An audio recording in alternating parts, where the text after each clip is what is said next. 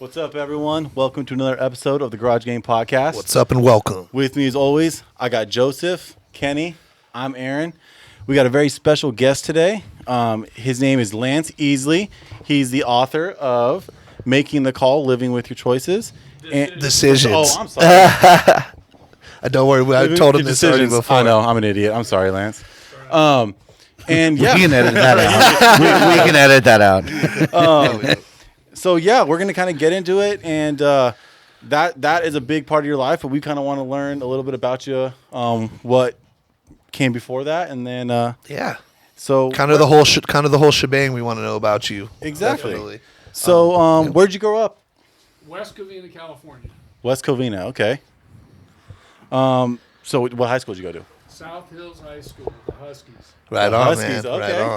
Right on. Giambi brothers came out of there. Okay. Micon. I'm probably. There we go.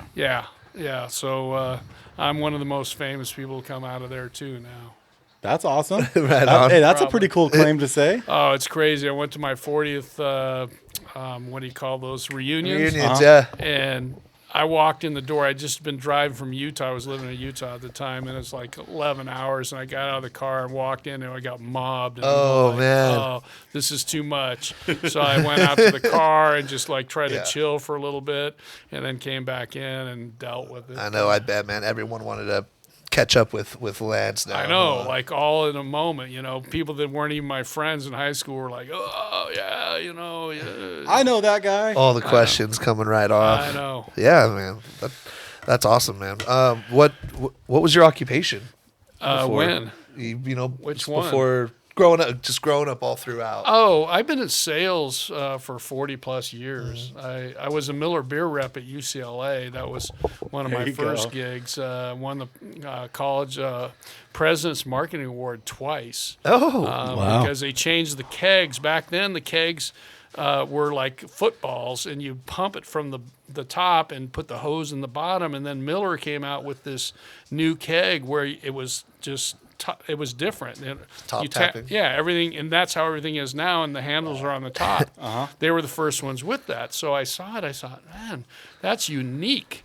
I thought, how can I have this thing, go crazy? And there's a thing called jockey boxes. You use CO2. It's an ice chest, and they have the taps coming out the side with these things that would instantly make the beer cold. These coils inside. You just throw ice in there. Yeah. Boom. It's just so convenient. So all of a sudden, we leased them to every single fraternity. Boom. Everybody was just yeah. drinking Miller and Lowenbrau. It was over. Budweiser That's was awesome, out. man. Miller was in. well, I gotta say, so you mentioned you went to UCLA. That's got to be a great job to be the beer man, the beer representative, whilst you're in college. Oh, it was crazy. We had the Miller girls, and Yeah. I had my own posse, and believe me, they weren't hard to look at, man. Yeah. Yeah. that- Oh man. It so was- so when you were in college, what years were that? I don't want to. I was there until 83. Okay. 84. I went in the Marine Corps out of high school, had bad feet, so they kicked me out, DD4F. And then I kind of had more surgeries in between. I was a stick golfer. I was one of the top golfers in the state of California. And I wasn't getting scholarships, and I was worried because I was having a bad senior year. So I went in the Marines, and then they loved me. I was on the college program. Then I got kicked out. Then I went back and had more surgeries, and the doctors just said, dude, you can't play college ball, or you can't you can't go pro because you're too messed up. Yeah. So that ended my golf career. Still, I could play really, really well for a while, but that's where that went. And then I was just at UCLA at the time, and I joined a fraternity, and Tau Kappa Epsilon, baby. There it is. You heard it here. If you can't go Greek, you go Teak. So anyway. Man, you still got frat boy in you. He does. Yes. Oh, So yeah. Is Love that you still having problems with your feet? Is that? Oh, no. I just Yeah, have what a hap- stress fracture in my left foot. Jeez. And so I got know a boot exactly on. how that is. Yeah. Do you? Yeah. Yeah. It's not fun. So anyway, I'm lugging around this boot for another couple weeks, and It's not from my other foot problems. It's just it is. Well, it probably is because they're all fused and everything like that. But Yeah, I fractured my second metacarpal. And ankle in the same play against Lompoc. We went to Aaron and I went to Napomo, and he went to Tulare Union in the Valley. One against Lompoc, totally broke my. Had to wear one of those for a very long time. Too long. Yeah, football. Yeah. Good times, Yeah. but and that's where I started my officiating, though, was at UCLA. My dad was, in fact, I mentioned earlier to you guys off the air that Jim Zorn, the Seattle Seahawks quarterback, was a quarterback at Cal Poly Pomona, and he took my dad's sports officiating classes. My dad said, hey, you might need a job at UCLA. Go start officiating intramurals. So I did, and that's where I got my first taste of it. wow. Oh, wow. That's awesome. That's awesome. Reffing intramurals and all that. Too. Yeah. That's a good start right there. Yeah. So we were talking. Did you play sports growing up? Oh, yeah, I played I mean, obviously you played golf, but was there football, other? golf, baseball, and Heck yeah. basketball. I had to cut baseball for golf because of the same season. Right. So I Yeah. couldn't play both of them. But I know Jeff O'Neill, like you mentioned him. He's a McNeil. Yeah. McNeil, yeah, he's a stick golfer, man. Yeah. That guy can Oh, yeah. play. Yeah. Yeah. Well, I can tell you, our entire time, like growing up with him, we all thought he was going to be a professional golfer. We didn't think he Yeah. could be a professional baseball player. Yeah. Because in high school he ran into the same dilemma you did. Yeah. But the only thing is he played year-round baseball on traveling teams and club teams where, the high school baseball really took the backseat for good reason. But, and he golfed in high school. And obviously, it's well documented how well he did in high school golf and whatnot, But, yeah, that's interesting. Yeah. So, any other questions? Oh, yeah, I've got a I'm ton. rambling here. No, you're good. No, you're all right. Hey, we like rambling. It's all Okay. good, yes. Okay, so you started reffing at UCLA. At UCLA. And then I walked away. I left. I was a history film major, and I met my acting coach at UCLA. I got an acting, a TV commercial when I was at UCLA. I was a basketball player, a blonde-haired, blue-eyed, basketball player in this Coca-Cola Ramblin' Root Beer TV commercial. It was their answer to A&W root beer. So that was fun. All of a Didn't sudden, last I'm too going long, huh? I'm in the Screen Actors Guild, yeah. And then I'm out trying to be an actor, and I was a very broke actor. Yeah. As I hear, a lot of them are until they hit the big one. It is. That's a tough gig, and It's competitive. yeah, it is. Well, it's just you never know. You just don't know. It's the luck of the draw. It's all about catching your break, and while you're catching your break, keeping your network. Gathering It is. names, numbers, all that. And yeah. trying to keep it consistent with jobs. Yeah, too bad I was, too much of the Miller beer stuff hanging over there and the fraternity stuff. But it led me to decision to become a Christian in 1985.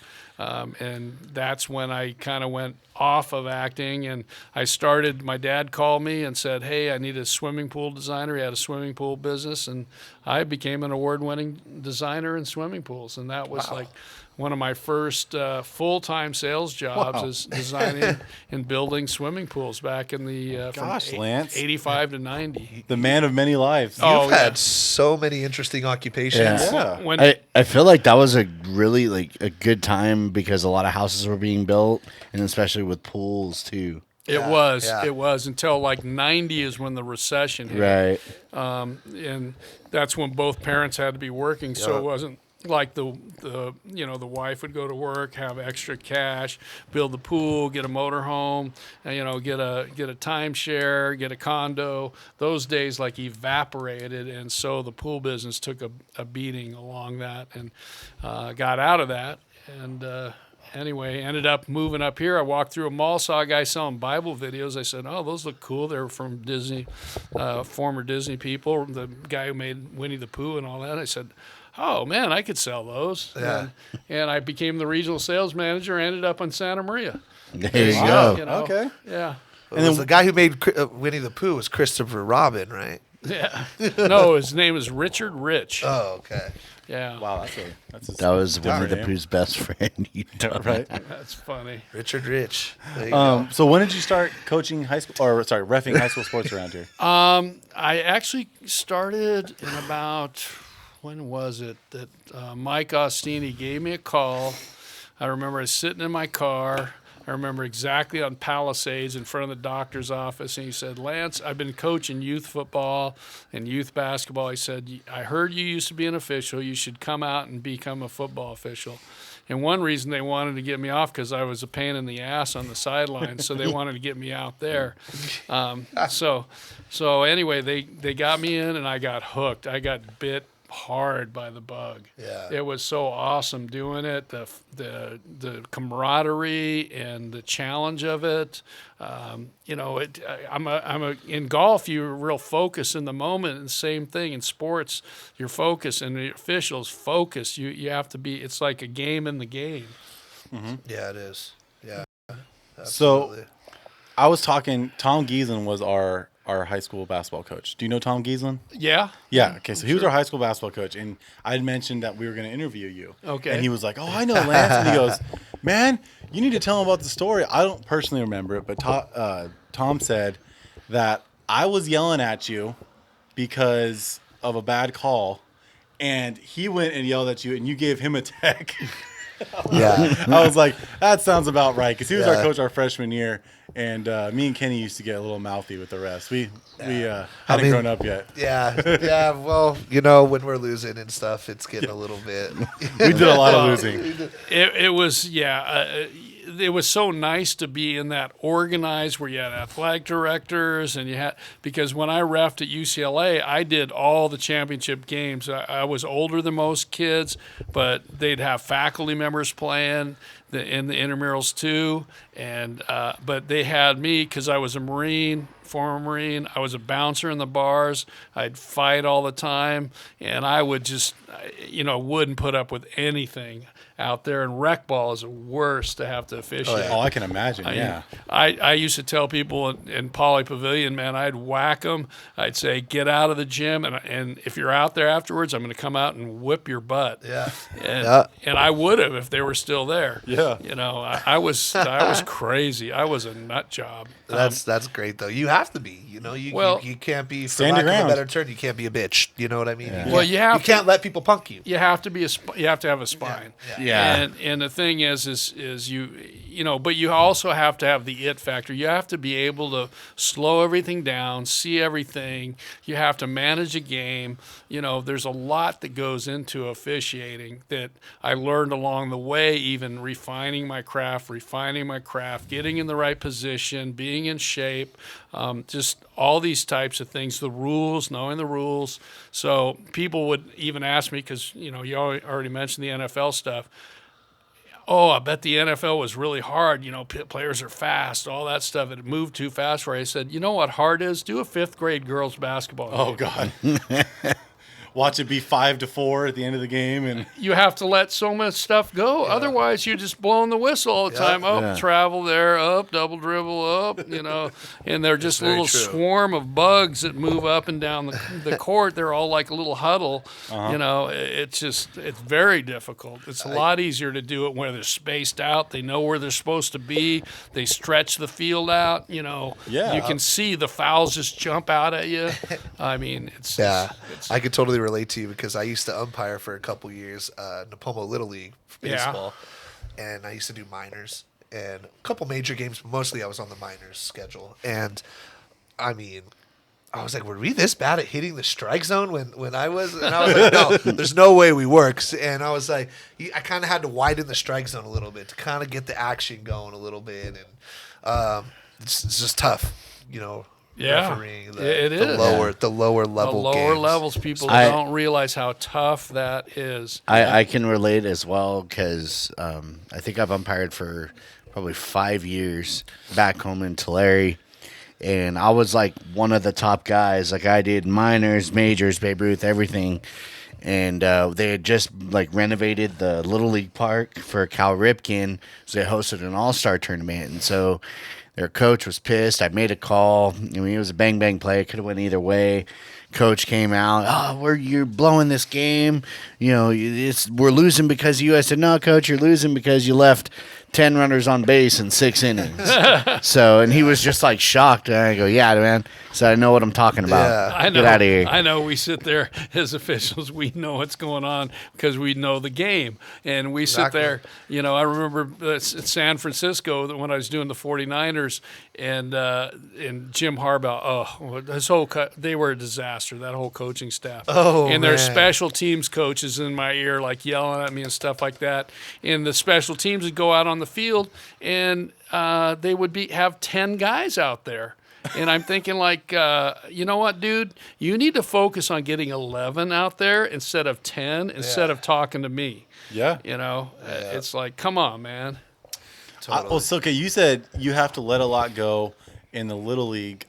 Okay, but I watch NBA basketball now. Yeah. Every single Good time point. somebody dribbles, it's a carry. Or trout. It's a carry. Every The single NBA time. is a whole animal unto itself. college, I too. know. It's I this know. I every know. time. I know. It's out of So control. I don't understand that because I get that you want people to have better handles in the game, but it is absolutely egreous. Some of Yeah. them, like I they're agree. grabbing and they're carrying it for a couple steps. Got to tell you, those high school refs never let you get away with nothing. Yeah. man. Oh wait, we're not playing anymore. I don't gotta butter them up anymore. No way. You got to keep your hand on Yeah, top of that straight ball. up. You can't be going and. I mean, I could get out there and play like that. You know, Yeah. come on, man. Anybody can go out and carry the ball, and but I don't know. That's a whole nother subject. I did basketball mostly to keep in shape for football. Gotcha. Because football was my deal, and Yeah. then the spring was for golf and getting in shape more for football. Football's my jam. Basketball, you know, and I have problems with a lot of those issues. Like, Yeah. See, that's the one thing people take for granted about officiating is you need to be in shape because you're yeah. running. Oh, You know, you're running. It's physical. Also, you're trying to mentally. What's going on? You yeah. know? How many miles do you think we run a game? Oh man. 2. I don't know. A few miles for sure. 5. 5 miles. 5 is about the average. Yeah. Really? it's just so like- okay, does it's lateral it movement. change on if you're like an umpire or if you're sideline? Yeah, it's less in football if you are more the referee or if you're a deep The like white I hat. was. Yeah, the white hat.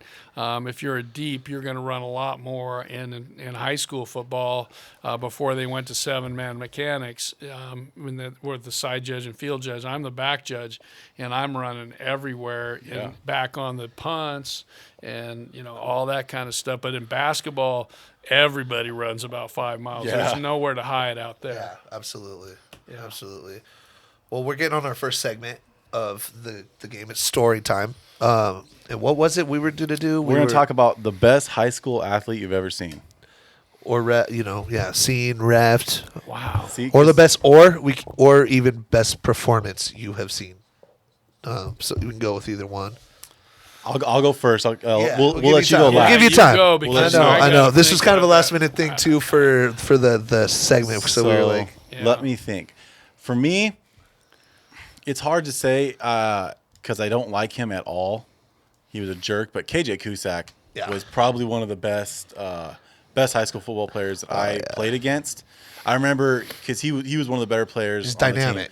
And he didn't touch the ball on offense, and he had 3 touchdowns. yeah, He had a punt return, return, and kick. 2 pick sixes. And it was just one of those things where you're like, they held him out on offense on purpose, and he still scored 3 touchdowns on us. Like, it was just one of those things, and he was a jerk of a person, but I will say as a football player, that guy was amazing. He was really good. yeah. For my little, I'm gonna do performance or bet. It's go either way. Dominique Saunders Yep. are the best basketball player to come out of Napomo. I mean, I remember in the Golden West tournament, one of the preseason tournaments before league play up in Visalia, he put like 49 points In the championship. in the championship game for Napomo to win that, and it was ridiculous. Yeah. I didn't see it live, but we heard plenty about it. yeah, so. we played against him every day in practice, and that guy was a stud. Joe, you got one for us? Best high school athlete. I was thinking of one that was in my grade, but there's nobody better that attended my high school than Virgil Green. You probably know that name. He is a tight end. Is that a shocker? I thought for sure you'd say Casimir Allen. The guy who well, I set didn't the ever watch national- him. The national record. I never for- watched him. Really? Yeah. My dad watched okay. him, but I never actually went down and watched him. Okay. But Virgil Green was actually a receiver in high school, not a tight end. Took us to 2 CIF championships. We lost them both. No, took us to 1 CIF championship, and then a semi. We lost in the semis. But he graduated 2 years before I did. But is now a tight end with the Chargers. Yeah, so what he was saying was about Casimir Allen. He set the national record for Most touchdowns in a season. who is someone we do want on the pod at some Yeah. point going up. And he's actually full ride to UCLA. UCLA, yeah, he's- UCLA. He's been our a stud UCLA's running back. for about three years now. 3 years touchdowns, I think. Yeah, 73. Is that what? 73, yeah. That's a crazy amount of Yeah, can you imagine touchdowns, that? man. 73 touchdowns in your senior year of high school. No. Yeah, like I don't even want to put my hands up this we 73 we looked at times. the stats, and it was like, and he didn't have that many touches. It wasn't like they were giving it to him 40 times a game. He would just break like a 60-yarder every game, a 1 or 2. It was every average game. like 30 yards. Yeah, Who is also he's a stud track runner Yeah. too. So Gotta be. but yeah, now he's at UCLA. Let's hope he gets a lot of playing time this year because Let's hope we get him on the pod soon too. yeah, I know. all right. But so what about you, Lance? Did you have time to think? Could be Thinking about football You players. can give us a in couple if high you school. want. Yeah. I coached at Allen Hancock for 8 years. I coached offensive line. yeah. And I saw some studs come through there, and my offensive linemen were just awesome. I had some great offensive linemen. We had a game where we rushed for over 500 yards, and people knew we were going to run the ball and could not stop us. It was just brutal to watch the bloodshed. We only ran like 6 running plays, but we could run them against anything. Dude, that O line was serving breakfast all night. Oh, Huh? it was Fucking sick. pancakes everywhere, eh? Oh, bro. And, I mean, we did. When John Daly was a quarterback, I think we broke all kinds of records at that school. John Daly was pretty good out of Rigetti. I remember him. He I played think- with Ryan Mole, right? Yeah, and that's the guy I thought of as probably one of the best running backs or players that I saw when I was doing high school ball as Mole. Mole's amazing. He was amazing. Yeah, he was amazing. But Getty? I watched them play St. Bonaventure I believe it was his senior year in CIF, and that was when St. Bonnie was like yeah, cream of the crop. Legit. What year was this? I don't know. I want to say early 2000s. Okay, that I makes Yeah. believe. sense. Yeah. And he was a running back, and that guy was a stud, man. I agree with you. He was an absolute beast. in youth football, he just dominated. And then he went to high school, and it was no joke. But then, just talking about basketball again for a second, this kid Chad Bickley at Valley Christian Academy. I don't know if you know that legend. That guy, he set the 3-point record in high school. Against Cuyama, not a tough team, right? Yeah. But they still had to guard him. 19 in one game. Wow. You still got to make it. 89 I don't care who you're playing. You score 19 in a game when people are guarding you. That's awesome. 3-pointers. Yeah. 89 points. Then I watched him in a tournament of VCA against. They had teams come in from out of the area, and I watched him play a game, and guys were draped all over the guy. He had 21 3-pointers in that game. He would go down on a fast break. He'd get the ball and go down. He wouldn't go and lay it up. He'd pull up at the 3-point. Oh yeah, I He was just, and it wasn't like he shot like 50%, or more from the 3-point line in that really game. good. I watched it. How tall was he? About 6'2", 6'3". He went Like a shooting guard? Yeah. He was the shooter. Yeah, he was a shooter and scorer, man. The guy just was ridiculous. And then he went to Christian Heritage College down in San Diego and played. And he set the NCAA record for a little bit. I think it's been broken, but he had 19 in one game at Christian Heritage in college. Wow. I don't care, D3, NAI. No, that's still a feat. When you drop that many threes on people, and he just was pick a ball at the park. You drop 19 threes. That's amazing. Yeah, I mean, he was just silk. I mean, his routine, and he would just live in that gym. But he just had a gift. The guy could shoot. What was his name? Chad Bickley. You just Google him and look him up. But they took his jersey, the ball from the game, all that stuff, and put it in the Basketball Hall of Fame. Like he has stuff in there. That is crazy. Yeah, from Valley Christian Academy in Santa Maria, a little old tiny school. Oh, yeah. Less than 100. Oh no, we did a tournament there too. We played in tournaments there every year. We played high school. We had a tournament there. We actually That played was like, our JV team, and when we were freshmen, Yeah. basically almost beat them in overtime. I will say, Valley Christian, they did not have Chad Bickley when we played them, Yeah. and that was always our easy W because we were a bad team. Our team's not good, and so it was like when we got to play Coast Union and and Valley Christian, Yeah, we're like, Valley Christian. Yeah. let's go King City, let's get a W. Yeah, let's get a W. Hell yeah. All right, that's it for our story time. So let's fast forward to the referee lockout, 2012. 2012, there was a referee lockout for the NFL, where they had to retire to keep the show going. They had to retire, required hiring replacement referees, Correct. in which you were one of them. Correct. How did that come about? Yes. Well, the NFL is kind of like the CIA. They know who everybody is. They watch everybody. And I had mentioned that I coach college football at Hancock. Well, I couldn't officiate college. I was doing college basketball, but I couldn't do college football because we were playing the same day. Yeah. So it kind of limited. And as soon as I quit coaching because I took a new job on, I couldn't coach anymore. The college group was after me. Okay, we got to get you up here. So I started doing JC and moved on to doing some Division III. And then when the whole thing went down, the letters start going out because the Division I guys, they were threatened. If you go across and you go on the field, you're done. Your Division I, career in the pack or anything. Also, they were saying you guys can't go if D1 refs. Yeah, D1, no, because this is a little known fact.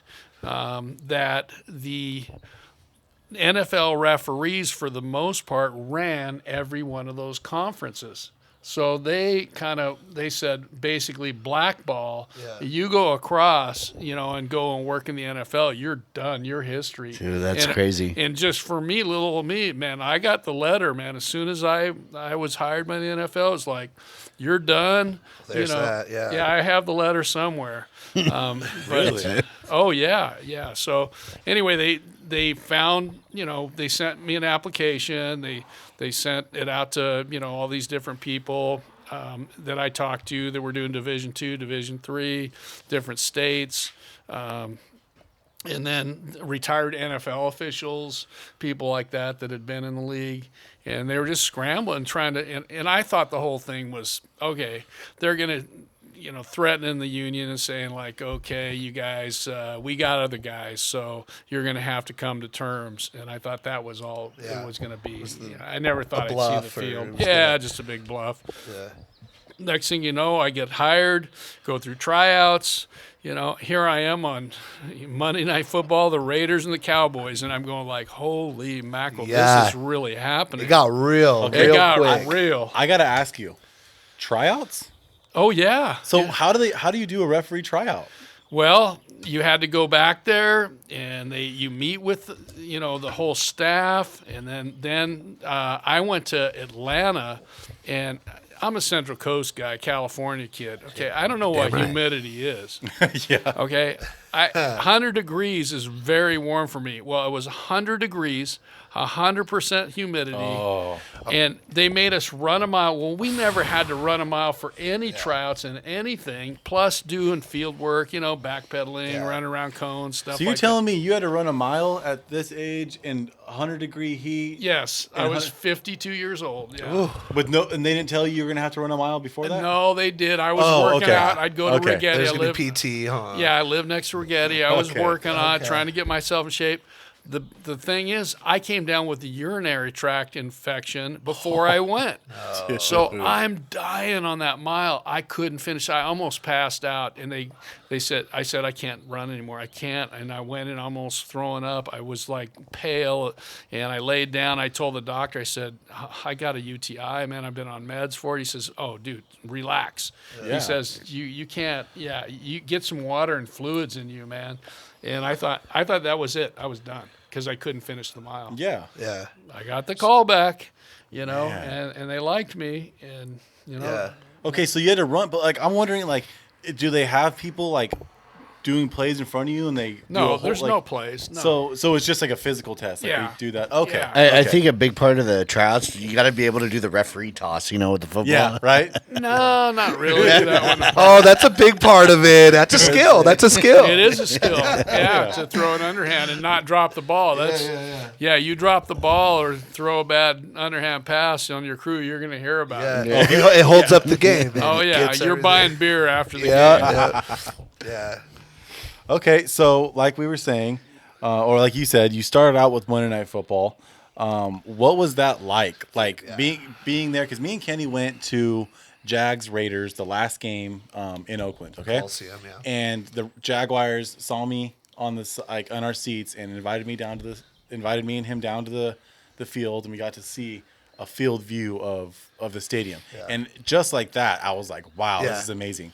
So the fact that you're in the game, you are a key part of the game. What was that like? Well, we're always a key part of the game. We're the third team. That's what we consider ourselves as officials. We're the third team. 100%. And what's interesting is when we get there real early. We do all the pregame stuff. We have our pregame talks. We go over like the last week's film, any special situations. Meet with the coaches, and we go out on the field to check the field out and just kind of get where are the clocks, because we have to watch the clocks. And when you show up at the beginning, like the referee and line judge go to the media and they get the time all synchronized. There's clocks everywhere, all over the place, and because it's made for television. And so you get your clock all set up, and you're focused on getting your clock going, and you go out and you look at the field, and then you have the 25 or 45 second clocks, whatever that. I'm thinking basketball and football back and forth, but before the play and before the snap hits, and then the reset, the game clocks, and you want to figure out, okay, where are they at when I'm looking, and what's going on, and you want to see the field. Remember, I played it. It's funny. I did the CIF championship game the year before in Angel Stadium, Santa Margarita against who was that? Modern Day. Carlsbad, I think. And it was a baseball field, so you got to deal with they don't replace the dirt with grass. Same thing in Oakland. They're still playing baseball at that time of year. So I run backwards as a deep official. We're hauling butt going backwards, and so you got to look for things where you could trip over them. So there's like little bumps, and so the little lips between the infield and outfield. Yeah, you're scoping that out, and just getting your bearings. Did anyone fall? I fell in college in a game twice. Oh, okay. Yeah, flat on my back, and I didn't know what I hit. And then I looked at it. Finally, they did the sprinklers, redid them, and there were these holes right there, and I didn't even notice. I went flat on my, and everybody on the crew's laughing. I'm surprised with both referees and players that doesn't happen more often with injuries with and tripping and injuries with sprinkler divots. Yeah. That's they're you got to maintain that field, and things have changed though with the field turf. It's come in The turf, so long ago now. I remember when Napoma was a grass field, and then they had this. They weren't just flat because the field turf they can make them flat. They were crowned. So the water would run off them and stuff like that. So, you're right. The sprinklers heads can become an issue. But when you walk out on the field before the game, what's amazing, there's nobody there. It's like no fans, nothing. Empty. Just us, maybe 6 guys, the pyrotechnic guys setting up, for the smoke when they come out of the tunnel, that kind of stuff. The punter. Yeah, maybe a couple punters are out there, messing around. And then we go back in. We're in our suits. We're not even dressed up in our uniforms. We're all in our suit and ties, walking around, checking everything out. And what's amazing, then we go back inside. We get ready, dress, do all our stuff, go get the teams. And then you come out, and it's like, wow, there's all these people. Yeah. And all these people on the sideline and media and cameras and Howie Long's walking next to you. And, you know, all these celebrities are there, and it's like, wow, this is a trip. Damn, man, that's insane. I'm just thinking about it in my head, like how even for high school, like we'd be warming up, there'd be no one there, and then you know you go in the locker room for the last 10 minutes or whatever before the game. You come out and it's dark, and I mean that always got me, the darkness, the smell of the locker room, and going out and everyone's going crazy. Well, there's just there's a thing. I mean, it's like a thing, you know. It's a nostalgia for most of us, and I know not you. I mean, but the band the room smell of smell, drum. so I really want to know. I don't remember if you did answer this, but what ultimately went into that decision? And you know, you got the call for tryouts. What went into the decision of saying yes, taking it, knowing that could be some blowback, not only with the D1, you're going to be a replacement ref. I mean, it's a very loveless job because you're taking other people's jobs when they're trying to fight for better benefits. I know. And that's a big deal. I said this on the air too. I've said it. Been interviewed on TV and radio. What about the jobs of the guy that, you know, slings the hot dogs? What about the guy that parks cars and stuff at a game? What about those people? What about their jobs? So the referees control all of that, and they shut the whole NFL down. What about the players? Aren't they 100%. supposed to play? You know, I mean, dude, I think they're full of themselves. A lot of referees are, and if NFL ones listen to this, I don't care anymore. I'm not going to work in the NFL. But a lot of them are huge egos, they think they're more important than what they are.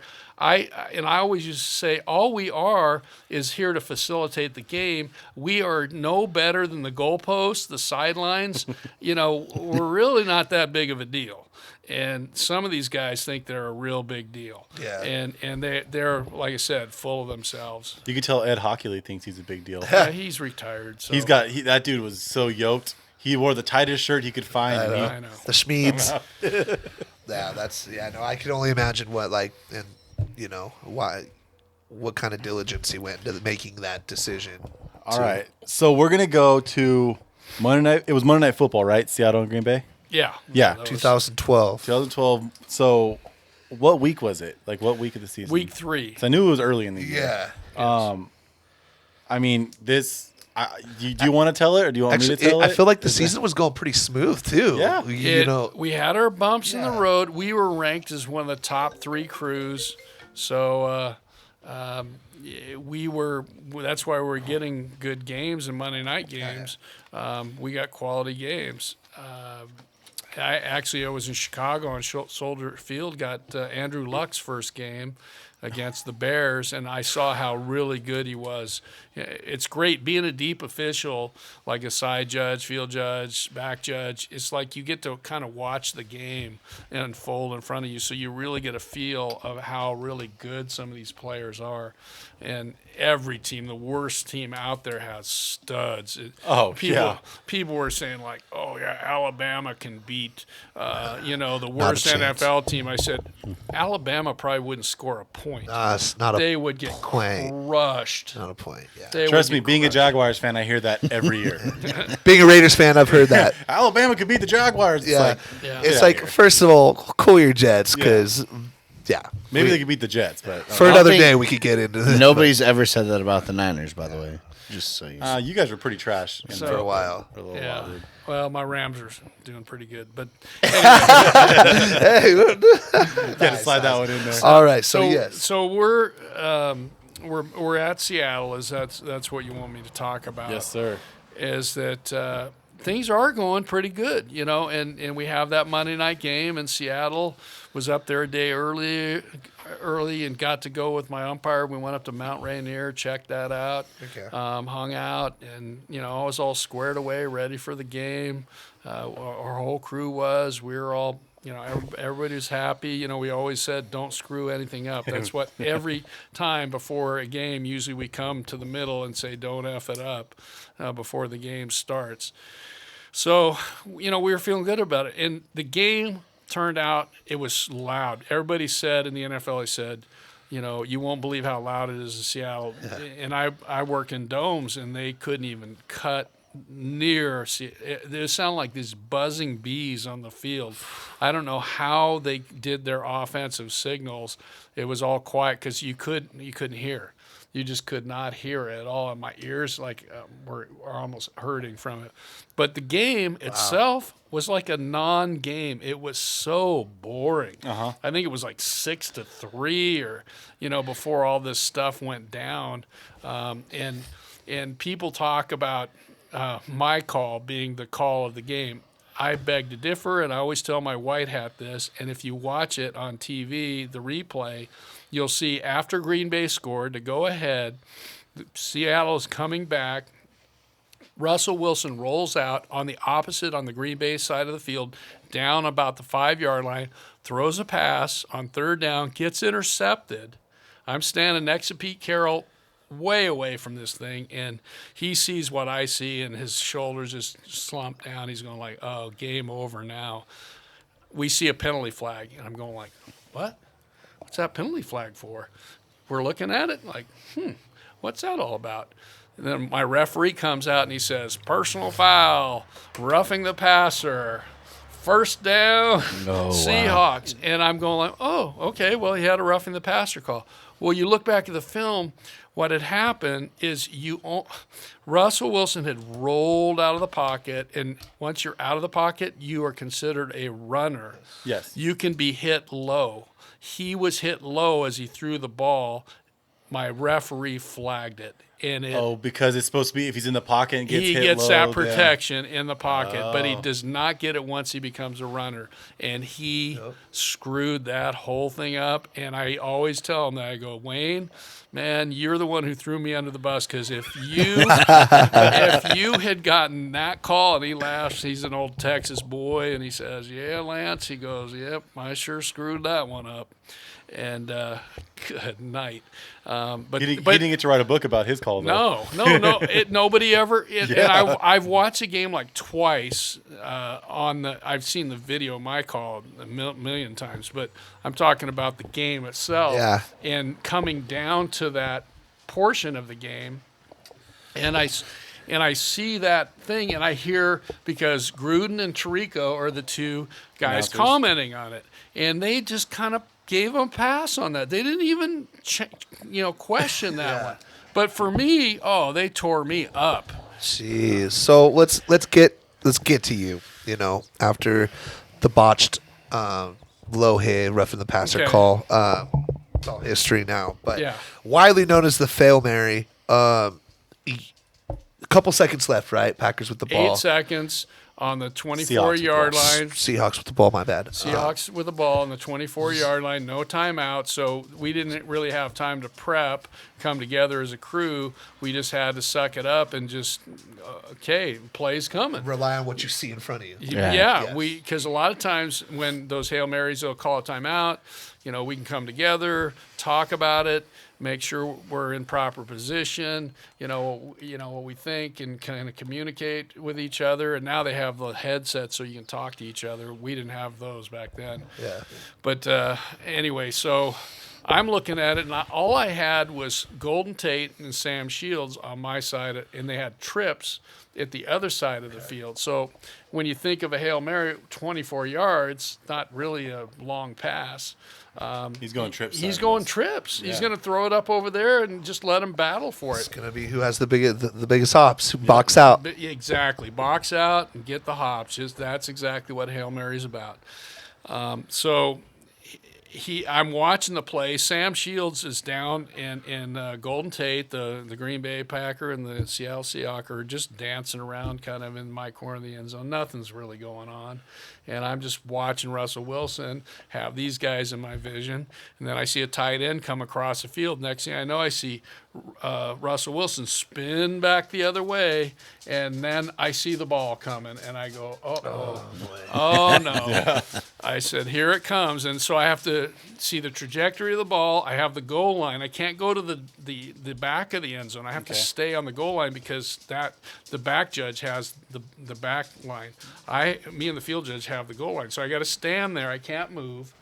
And I'm thinking, is it going to hit the tight end? No, it goes over his head. And then there's 5 Packers there, and then only 2 Seahawks. It was just Golden Tate and all these Packers. And so the ball's coming right at him, and because I coached and I've been around Pee Wee football and everything, I thought, okay, all they're going to do is bat the ball to the ground, game over. Yeah.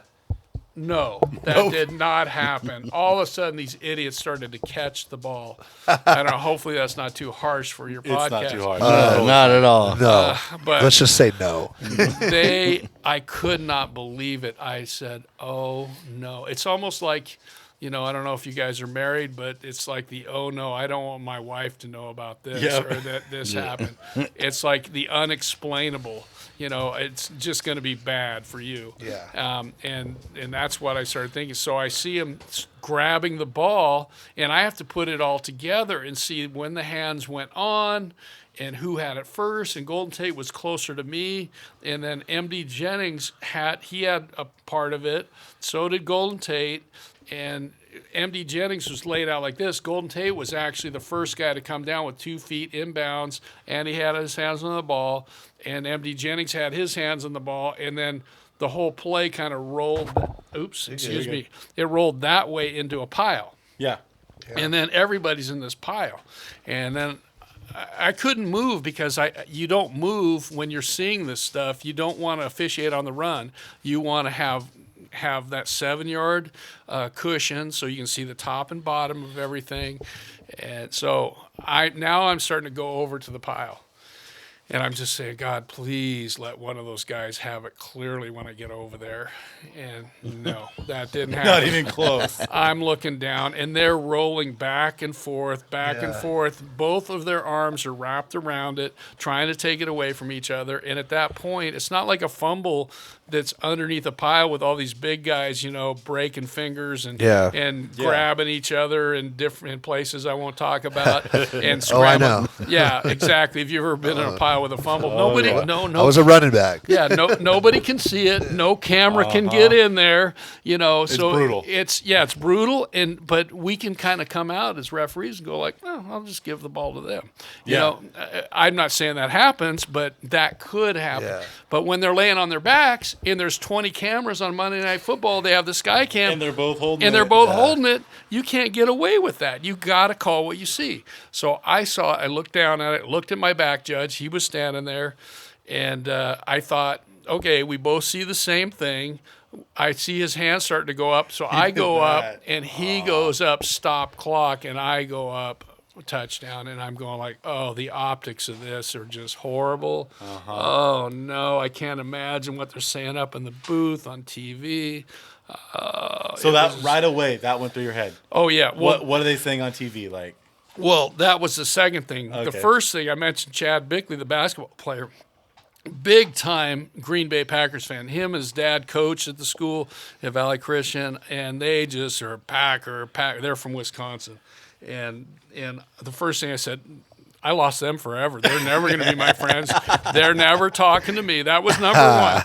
Secondly, what was the second? about what's the TV saying? Oh, yeah. Then that's going through my mind. I'm going like, I wonder what they're saying up there. The third thing was, it's going to replay, so they'll fix it up there. They got my back. If I miss something, it goes upstairs, the cameras, they fix everything. And that was my thought process at the time. How long did that replay last? Probably felt 'Cause like it an was a eternity, long time, honestly. I thought. Not really. No? It seemed to go by quite, within, a normal period of time. But as I was unpiling, then we have to pull the players out. My hat went flying off somewhere because they were all in this pile. I saw beer cans coming flying by my head. I saw like Bud Light, bam, I'm going like, whoa, I didn't get hit by that. And You then made the game-winning call for their team. So- you wouldn't think that. but they're Green Bay fans. Yeah, and that's The Green Bay fans travel well, but That's insane. I'm just processing it. Yeah, too. I'm just like trying to put myself in those shoes. So I have a question because I see it a lot in Hail Mary plays. You're saying you got to stand back. You said the 7 feet, and you're watching the play. Do referees look for pass interference on Hail Marys? Because I can tell you right now, almost everyone, they're jumping on the guy's shoulders, and it's almost every time it's a PI. There's an unwritten rule, and the coaches and the players all know it. It's like the biggest, toughest man wins. 3 on flies this up. play. You better box out. You better do something. We're not going to come in and save you. It's just like in basketball. The last second shot at the rim where everybody's fighting for it, you got to come out and go in an ambulance if you're going to get a call. I like that. Nobody's going to – it's the biggest, toughest man wins. Now, Let him play. If you're one-on-one with a guy, just like if you're shooting a 3-ball at the last second, you hit the guy's arm, boom, we're going to get that one. Yeah. But when there's just a glob of people there, hey, you guys fight it out. Let's see who's tough. Yeah. And that's the way it goes down. A lot of people don't, because they wanted me to call pass interference against Golden Tate for shoving Sam Shields. I hear that. That's one of the criticisms I get. And I'm sure that if people watch this podcast, you're going to get some Green Bay Packer fans chiming in We got a about couple that. of them. We got a But- few. Yeah, but I'd say, why didn't Sam Shields just box him out like he's Or like, smack the ball down. well, he really kind of went under the pile. No, MD Jennings and the other guy should have knocked it to the ground. Right, because Aaron and I have coached high school ball. As high school coaches, we're teaching our players smack the ball down. Yeah. Well, especially in that time and place. Yeah. Yeah. So Situation. it was just such a weird thing because I feel like that would be the thing to do would be just that would be the goal for the defender, just get it out of there. Yeah. Okay, so let's rewind just a second Okay. to the review, because I don't remember, and probably some of our watchers won't either. You were hoping they would fix it, and there was a clear cut, resolution to who got the ball.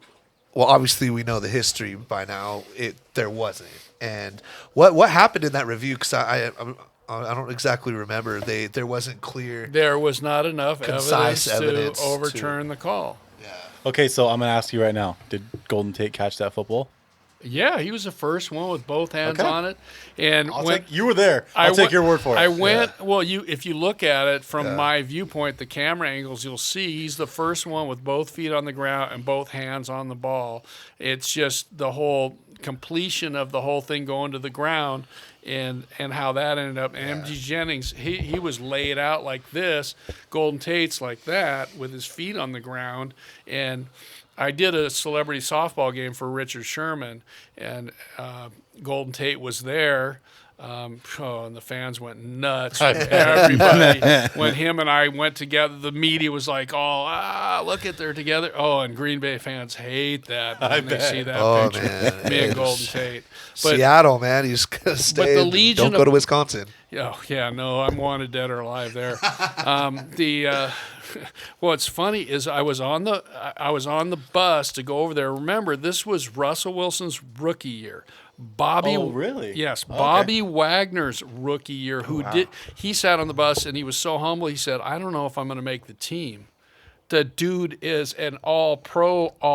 People pretty much are saying he's the best linebacker. in Best football. linebacker, yeah. Yeah. Yeah, The last, Bobby 3 or Wagner, 4 years. and he Yeah. didn't think he was even going to make the team. I mean, these guys were humble, and so we're sitting there with these guys on the bus going over to the stadium from our hotels, this big limo bus thing, and I'm talking to him, and I talked to Russ. I said, "Why'd you do that? Why'd you throw the ball over there to begin with?" He goes like, I felt like it, and that was about it. It was kind of off the cuff, but the Legion of Boom flat out told me, they said Golden Tate was the toughest guy they had to deal with. He's strong, and then he dominated that softball game. He was the MVP, just got up there and just jacked it out of the park every single time. Notre Dame guy right there, baby. Yeah? He's a Notre Dame fan. Yeah, he was he was a physical specimen, that's for sure. Yeah. All right, so the call's made. What was the next Yeah. day like? What was the Okay. Tuesday morning? How about the night? Okay, First- good night. Yeah. First of all, in the bus ride on the way back there, well, our supervisor comes into the locker room. He comes right up to me and Derek, the back judge, and he says, "Did you guys talk about that?" before? And we looked at each other. We're going like, no. We just looked in each other's eyes, and you could see the disgust in his face. But he hightailed it right to our referee because our referee, Wayne, he did not keep the team on the teams on the field to kick the extra point, and by rule you have to kick that extra point. So they went to the locker rooms, and then Green Bay was my team to go get. And I was like, no, I'm not going. I'm not going over there. That's not happening, man. Because I'd already been chewed out by Rodgers and everybody. I mean, Really? So they came up to you and Rodgers. They let you know? I was on the NFL. Oh, so you were their sideline, right? No, I was their go get him out of the locker room guy. Okay. I always had the visiting teams as a side judge, and the head linesman. We had the visiting teams. Yeah. So we'd pull those guys out. So that we'd escort them. And so it would have been my response. And the rest of my career, no. You go get the Seahawks. We'll get them. So we didn't. There was this huge delay to get this extra point, and they had to go get guys out of the locker room and barely get them on the field so they could kick this stupid extra point that was meaningless, except maybe in Vegas. Well, no, the Vegas thing was already screwed because, Seattle upset them because Green Bay was favored. So that's where our supervisor went off. Well, we got on the bus, and you could have heard a pin drop. We were always usually chattering and stuff after games. Nobody said a word. All you could hear were the phones going beep, beep, beep, beep, beep, beep. Yeah. All of our phones. And Wayne's just phone lights. Wayne's getting death threats, our referee. We get back to the room where we have our post meeting, and everybody's heads out. We just know, it was not good. Yeah. And we didn't want anything like that to happen, to ruin the whole deal that we kept working every week. If that play never happened, who knows how far we would have gone. Yeah. And it was fun. We were having a blast. So, and then that night, once we get, when we prayed inside the meeting room and pretty solemn, and every guy went back to his bedroom or their hotel room. I went back to mine, and my phone just didn't stop. It just blew up and blew up and blew up, and people calling and saying and and I couldn't. It was just out of control. Didn't sleep at all that night. So I was sleepless in Seattle. That's awesome, man. Dun dun dun. Yeah, dun, dun, dun. We appreciate good puns here. So I slinked out of the hotel room because I started seeing on ESPN. I was on TV everywhere, and then I went by the newsstand. There I was all over the paper, my name, everything like that. And I put my hat on low, and I just kind of slinked through the airport and trying to hide out and not get noticed. Got on a plane because I was a business banker at Bank of America. I had to go to Fresno for a meeting the next day. And so I'm flying not home to Santa Maria, but home or over to Fresno. Meanwhile, my wife's at home calling me saying there's people all over the lawn. People are going crazy. And I had to call NFL security. They had the sheriffs there. They had all these getting rid of people off the lawn. All that's going on at home. I go to Fresno, and and so I think, okay, that's Monday, and we're in meetings and stuff. And then I think we went out Tuesday night. Yeah, we went out Tuesday night because, that was Tuesday morning. So Tuesday night we had an award ceremony because all of us from a region came together, and it was just. You're talking banking, right? Yeah, banking. Okay. Yes. So we had our award ceremony. And we're doing that. We have our private room and all that. So we're going out, and we go through the restaurant bar area, and I look up on the TVs around, and all I can see is me. It's like, okay, oh boy, let's just duck out of here. But to celebrate, we decided to go out, and enjoy our company because a lot of my other bankers, they're like in Tulare, and they're in Fresno and Bakersfield. I don't get to see these guys, so it's like cool to hang out with them because we all do the same job. We're like camaraderie, right? Anyway, so we decided to go out, and then it got really weird in this one bar we were at, and people were like taking pictures of me, and one of my buddies said, "Lance, you got to get out of here. Something is weird." I mean, people were like tracking me down. So I got back to the hotel, went there, woke up the next morning, went to went to my meeting. my boss pulled me in immediately, says, you know what? He goes, you know who Kim Kardashian is? I said, yeah. She says, well, you're more popular on Twitter than she is right now. God. And I'm going, That's like, crazy. You got to be kidding me. And then I got an email from the CEO of the company saying, hang in there. I'm going like, hang in there. What's going on? Yeah. Well, my boss says, go back to the hotel and just chill. I turned on the TV. I was on every channel where I live. My name is like, the media was all over me. And I just said, okay, I can't handle this. I said, I'm just going to go to sleep. I had a business phone for my work, death threats, all that stuff was going on there. This is all the media and my friends were calling on my regular phone. So both phones were blowing up. They were like rattlesnakes. Just I finally just shut them all the way off. Yeah. Just like I shut this one off before the interview. I just, it was just too much. And then later, one of my coworkers came over to pick me up because they wanted to get me out of there because the hotel sold me out. And there were people in the media, there were people all waiting outside to take pictures and this and that, get the interviews. Harvey Levin's calling from TMZ. I mean, it just got crazy. And this gal, she comes in to get me out, and she comes in my room and she says, Lance, you need to slide out the back door. So I got my stuff together, slinked out the back door. She swung around and got me out of there, took me to the airport. I got a car. My boss said, oh yeah, fly to LA and then take a jumper to Santa Maria. I'm going like, no. I'm driving from Santa Maria. I'm driving Or from from Fresno to Santa Maria. That's what I'm doing. Yeah. I'm going to go rent a car so I don't get, TMZ'd out in LA because they'll know.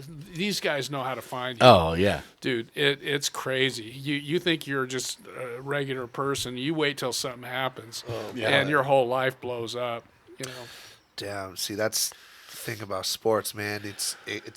Sports are a beautiful thing, but the one thing that is always an ugly mark is when there's a controversial call or whatever you want to call it, and here comes the death threats, here comes the hatred, here comes things on the family. Like, don't get and me wrong. other mental I've issues. been very frustrated with referees in my life before over games. But there's never been a moment where I'm like, I'm going to call that dude and tell him I'm going to kill him. Yeah. I've never got that. It's It's never- a freaking, I've never it's got a sport, that. man. I Or mean- even like the kickers. If a kicker misses a kick and he gets death threats, I'm like, it's a sport, guys. Yeah. Most of it was gamblers. Yes, of course. It was guys, you'd hear the call like, man, I was sitting there on the couch and I had a parlay or something going and you cost me $2,400 and I hope your wife dies, your dog dies, your kids die. God. I hope you die.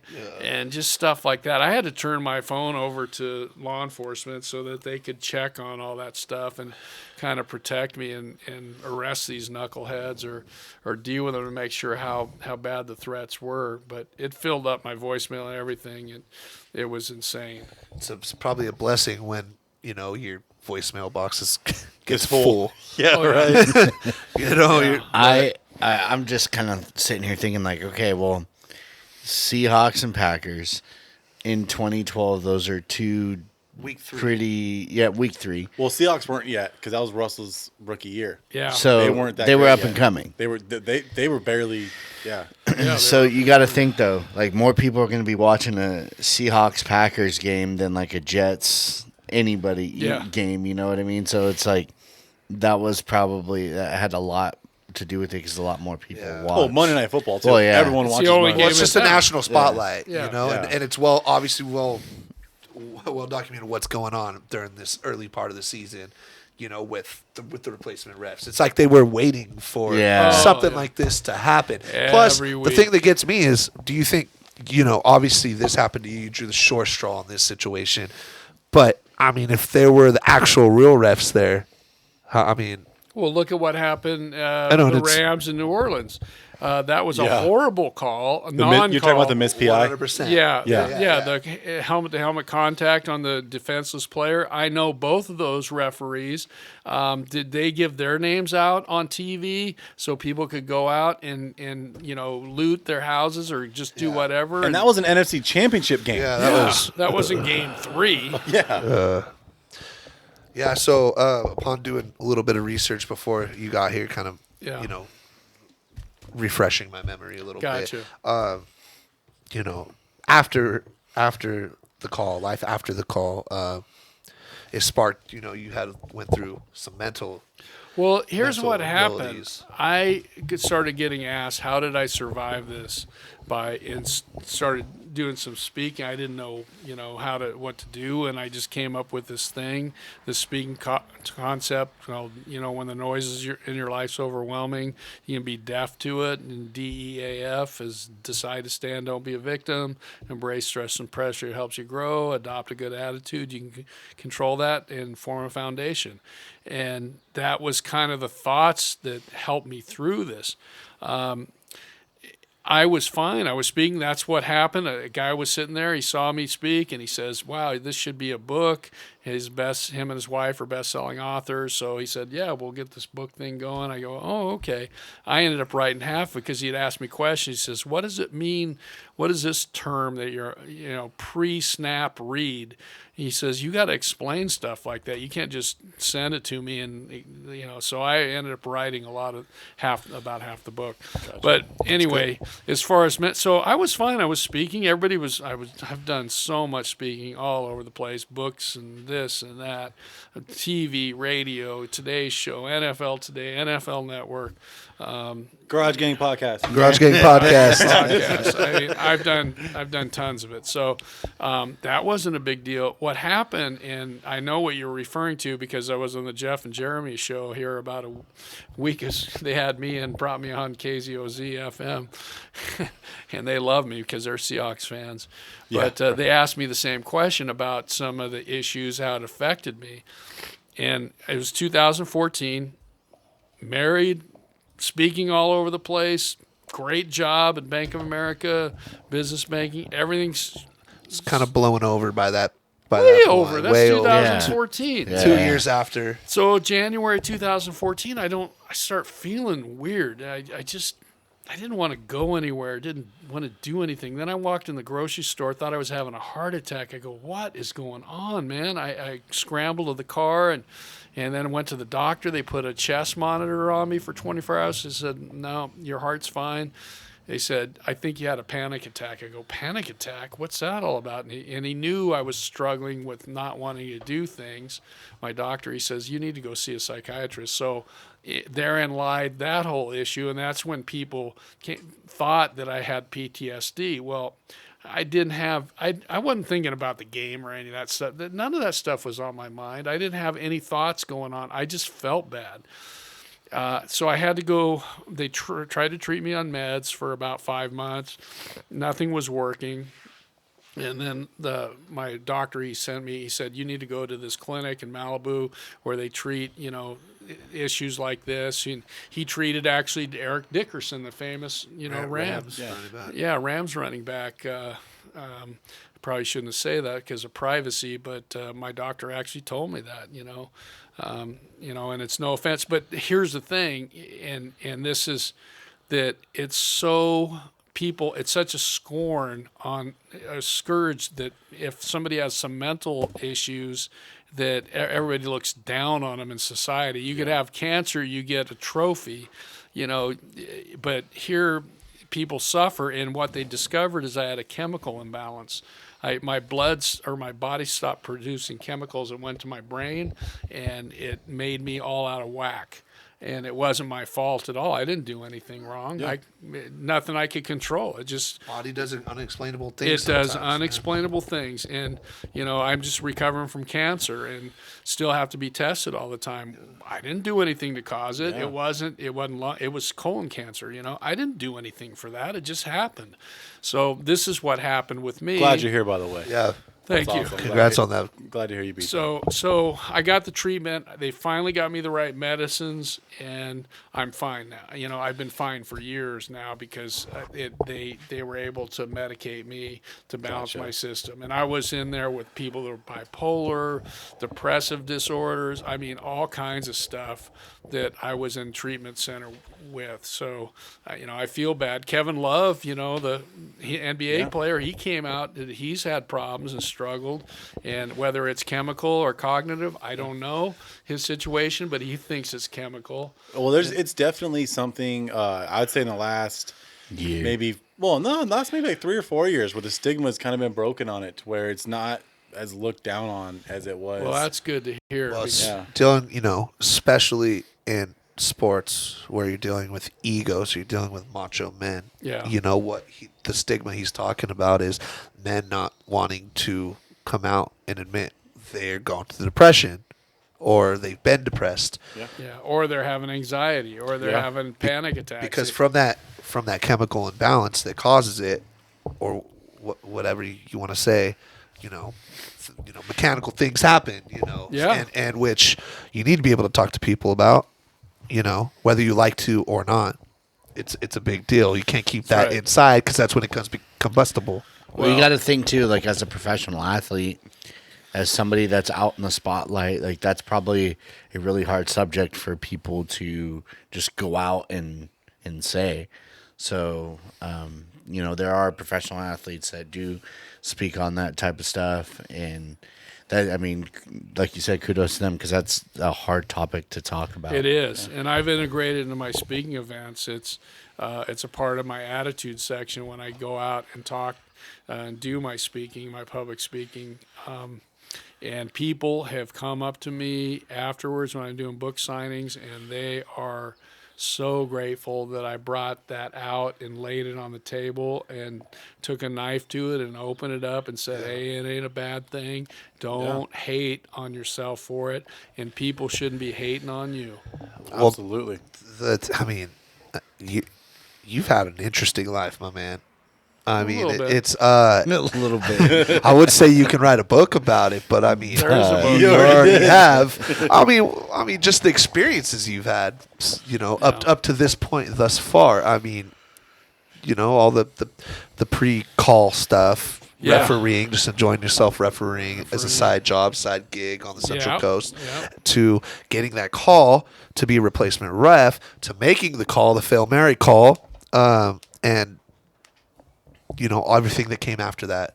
So it's amazing thing. To touch on the mental health thing again, it's nice because I feel like in today's society, it's becoming more and more talked about, as to where I feel like the generation before us was very like macho, like Suck it up. Yeah, you had to suck it up. My dad was a coach. It's like people don't understand. It's like, oh, just suck it up. Everybody has a bad day, so suck it up and get back in the game. Well, suck it up doesn't work. Yeah, sometimes it doesn't. It's you try, and it's just horrible. That, and I agree. Do everything you can, but if you can't, it's like, okay, the guy's got a broken leg, the bone's sticking out. I'll just put some tape on and suck it up and get back in the game. Duct tape fixes everything. Yeah. I would say that's. I mean, Like, that's how dude, we come grew on. up. Like that's how we grew up. Run some dirt on it. I think it's up to the more recent Right. generations that are coming to this. Yeah. For sure. So I'll lighten it up a little bit. I want to ask you, going back to the referee in the NFL, how many weeks did you get to do the referee in NFL? I did 4 preseason and 3 regular season games. Okay. So that was it for you right there. Right? Yeah. Was because obviously everyone always says the referees favor the Patriots. Was there a protocol saying like don't high five the Patriot players? No. Don't even talk about that kind of stuff. No. Yeah. We don't care. Yeah. 100%. Because we're being scrutinized. You don't realize in high school football, when you're doing it around here, you may have John Earbear observe your game and write a few notes on a piece of paper. The higher you go, then the more scrutiny you get. And when you get to the NFL, there's one guy that watches you on every play from 3 different angles and rates you for every single Really? non-call, call, good position. this, that, the other thing. So you get That is ranked. crazy. And that's what they do. Yeah. There's so that you have not only the 7 guys on the field, but you have the 7 observers, one for each one of those guys that grades them. Wow. I had no idea that they were that intense. It's that intense. Wow. Absolutely. Yeah. Where was your favorite? Where was your favorite place you got to? Officiate? Favorite venue or just favorite atmosphere? Just give us anything Well, like I that. know Green Bay Packer fans aren't going to like this one again, but I think that everybody across the board has like the dream of officiating in Lambeau. And being on that field. And to get to do that is Kansas City versus Green Bay preseason. And it was actually the hottest game ever played in Green Bay. We had like guys helping us on the sideline, and they give me water bottles, huge ones, bigger than those cans on there, full of water, and I just poured on it almost evaporated before it got down on me. Anyway, it was just incredible walking through those tunnels thinking we're Lombardi, and the stadium is so old. And it's so perfectly planned out. There's like not a bad seat in there.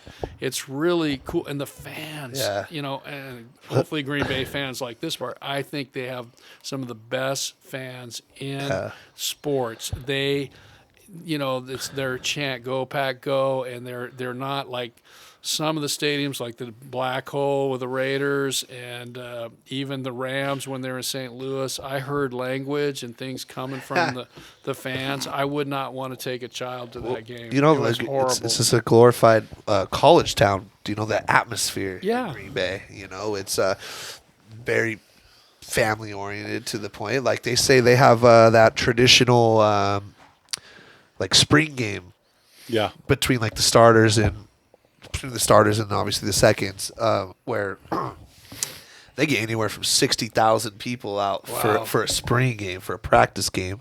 It's like Green Packer Nights or something like that. I don't know what it's called. And then you hear there's people, when their kid is born, they put them on the season ticket list when they're born. So when they're 35, they can finally get their number called to get it. Because it's like a 30-year waiting list to get season tickets there. And I'm like, that's pretty amazing. Talk about tickets. This is the other cool thing about officiating in the NFL. You get 2 game tickets for each game as a referee. So you get to give them to whoever you want. Right. Well, some of my guys, only the back judge was from Oklahoma. The rest of my good old boys were from Texas. I was the only flake from California. So we went to Oakland, for example, and some guys they had extra tickets. So I call my fraternity brother, JB, and I say, JB, I go hey, I got some tickets. You want to come to the game? He goes what? I said, yep. And I threw the tickets in the will call, and he brought his son's best friend, and got to watch the game. And I threw some cash in there so they can get some snacks, and he was pumped. He was walking on. So when we would go to different venues, people may not know, I ended up with a bunch of seats at Lambeau. And I had a friend from back here who was a basketball official, and he couldn't travel there to go to the game, but he had relatives. And I said, and they're really good seats, right where they jump into the crowd. Oh, the Lambeau Leap. The Lambeau Leap, yeah. And so I said, well, tell them I'll leave them tickets. And he just said they could not believe it because, like you said, they're so hard to get these tickets. Yeah. Oh, yeah. And here they got tickets to go in the Lambeau Leap section. They were 8th row, right there where they jump in. And that is too cool. So you said you did it was the hottest. Okay. Hottest game. Who were the Packers playing? This was preseason? Kansas City Chiefs. Okay. Kansas City. That would have been a great game to go to. 2 historic franchises. Super Rematch Bowl of Super Bowl one. Yeah. I know. Yep. I still have my badges and all that's that stuff. Oh, you got the badges? Oh, yeah. That's cool. That's awesome, man. I would say hostile environment. What was most? I mean, the most hostile. Yeah. Well, I guess you did already say kind of like the black hole. Yeah, but that was such a non-game. It was just the yelling and the F-bombs and all the stuff that was coming out. Number 26, you suck. Stuff like that. It just, I think the Cowboys, it was a 6-3 game. That was a nothing game. My first game, Monday Night Football. It was so boring. But I got to joke around with Janikowski and the players because being on the sidelines, like I am, I'm the deep back guy, and I don't have a lot of responsibilities except clock issues and the widest two, defender and the receiver. I spend a lot of time talking to coaches, talking to players, chit-chatting, giving them, joking back and forth with them. And that's one reason, because I did basketball. You got to be a good communicator in basketball as a referee. Yes. You got to know how to communicate.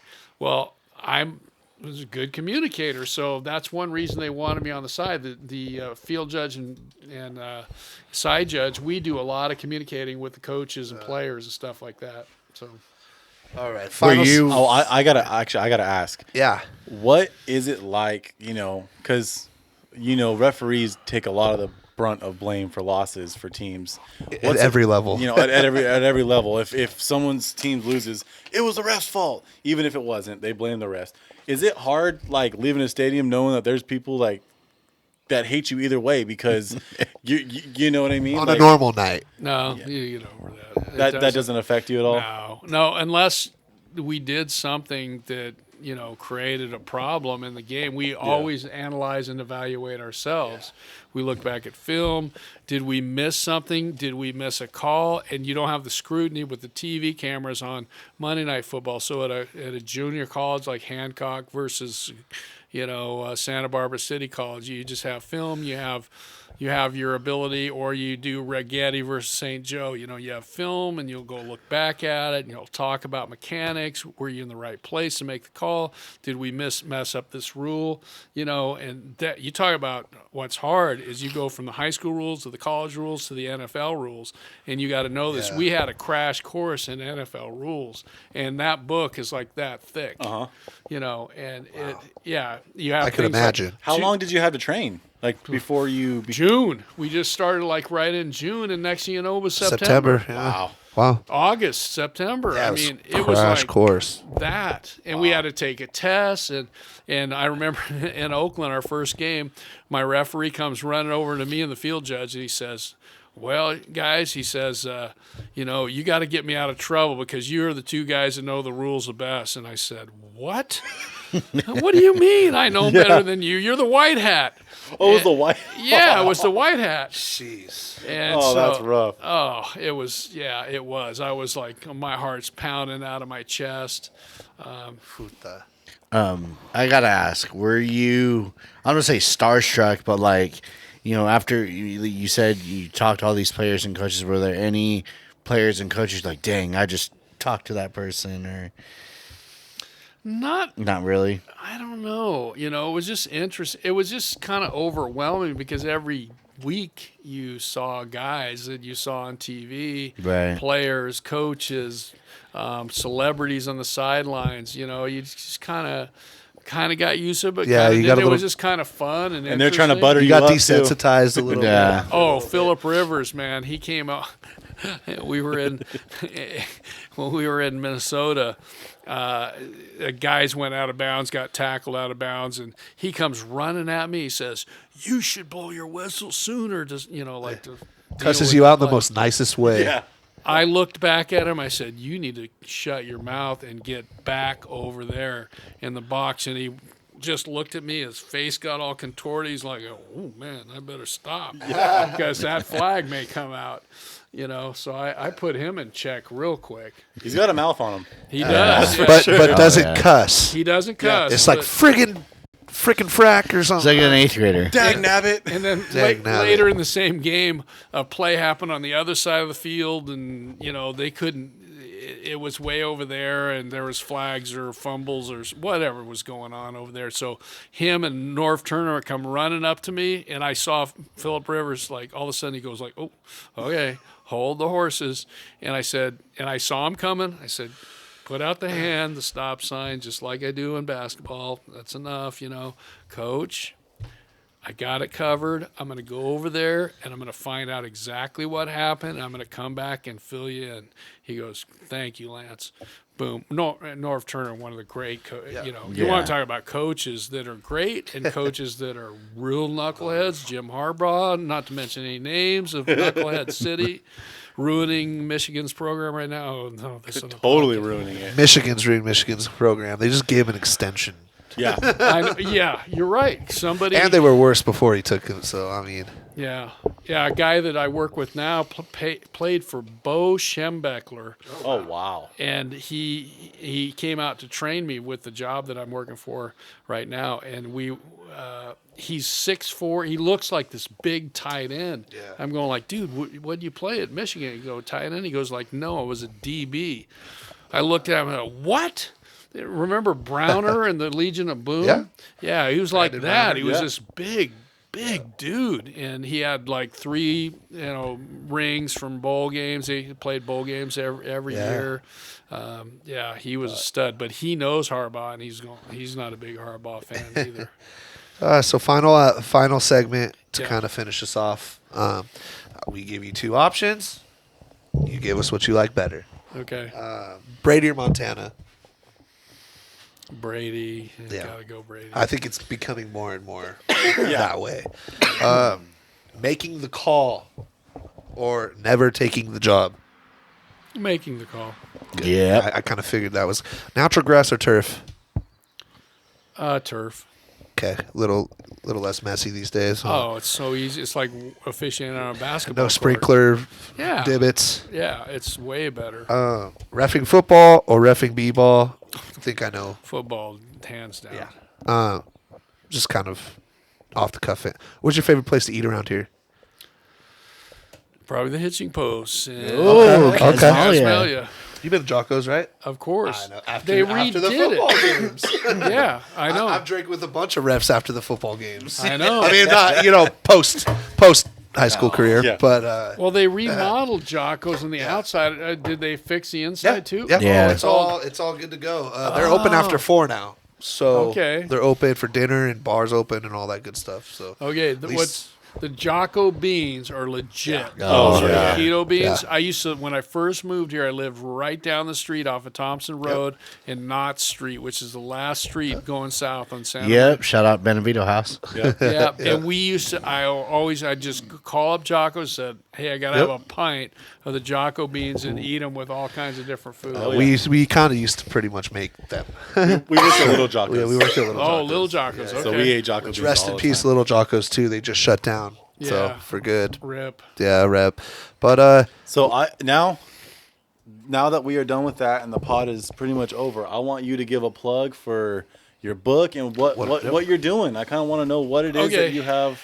My book, it's still on Amazon, but it's out of print, so it's kind of might be difficult. There's some things in work, possibly a film about my story.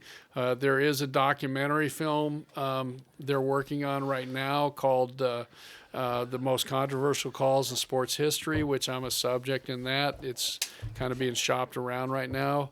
As far as work, I just moved back from Utah, taking care of my father for 4 years, who just passed away in Sorry to hear April. that. That's all right. Sorry for that. He's in a better place. He had dementia really bad. At any rate, we moved back because of COVID and everything last June, the beginning of June last year, and I didn't have a job. I didn't know what I was going to be doing. I had to move back here. I'd been taking care of him. I had cancer and some other physical issues. I was out of work for a couple of years, so I found this company, or they found me early this year, somewhere around January, February, called National Write Your Congressman. And what I do is basically go around to people, American citizens, and I get their opinions to send directly to their legislators, so that they can have a voice, because the Constitution says we the people, and it's important the government works for us, and it's important that we all give them their opinions and we get you the facts. We make it seamless for people with technology so they can get the facts, not listen to the media. It doesn't matter what media, right or left, that you listen to. It's mostly opinions. You don't get all the details and of what bill is coming up, what bill is in Congress right now. What are they looking at? What did they do last week? What are they doing this week? You know, we cover all that stuff, and we enable, you know, American citizens the opportunity to be responsible Americans and do their job. You know, basically is hold our government accountable. That's awesome. I like that because it's it's hard to get in touch with your representatives, be able to voice your opinion, and I think building that bridge to that gap, it's a really cool concept. It has been around since 1958. It's fantastic company, and they're legit, and they take care of their people debt free. Just a family-owned business, and just, you know, there's people like me all over the country getting out and talking to the people, and you know, making them aware of their rights and what they need to be doing. And because people forget, they go to school and they forget, and they think like, I don't know, I'll vote. What's this person's opinion about this bill? What's this person's opinion about this opinion? And it's you know, I'm a football guy and basketball guy. We have rules. There's rules to the game. It doesn't matter what my opinion is. Like that call, there was a rule that had to come into play, and so there is no room for opinion. It is black and white. There's no gray area. Well, Lance, this is a pleasure, man. Great Likewise. story. Loving your story, your life story, all that good stuff. Hope to keep in touch. Everyone check out his book. And I think that's going to do it for us. Another episode down. Thank you once again. Garage Gang, out.